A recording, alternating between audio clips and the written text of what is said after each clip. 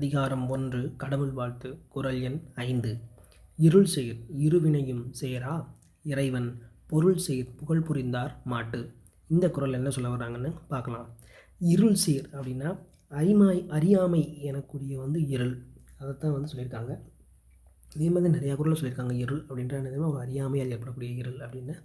அடுத்து இருவினையும் சேரா, அதாவது இருவினைன்னா அந்த அறியாமையால் ஏற்படக்கூடிய நல்லவினை தீயவினை எதுவுமே சேராது. எப்படி ஒருத்தவங்களை அப்படி சேராமல் இருக்கும், அதை தான் அடுத்து சொல்கிறாங்க. இறைவன் பொருள் சேர் கடவுள் எனப்படக்கூடிய அந்த மெய்ப்பொருளை சேர்ந்த புகழ் புரிந்தார் மாட்டு. அந்த மெய்ப்பொருளை சேர்ந்த அந்த புகழையே விரும்புபவரிடம் இந்த அறியாமையால் ஏற்படக்கூடிய நல்வினை தீவினைகள் என்பது இருக்காது அப்படின்னு சொல்லியிருக்காங்க. அதாவது இந்த குறள்லேருந்து கிறிஸ்பா என்ன நம்ம புரிஞ்சுக்கலாம் அப்படின்னா, அறியாமை எனப்படக்கூடிய அந்த இருளால் ஏற்படக்கூடிய நல்வினை தீவினை என்பது ஒருவரை சேராது. எப்பொழுது அவர் கடவுள் எனப்படக்கூடிய அந்த மெய்ப்பொருளின் புகழையே விரும்பி இருக்கும் பொழுது அப்படின்னு.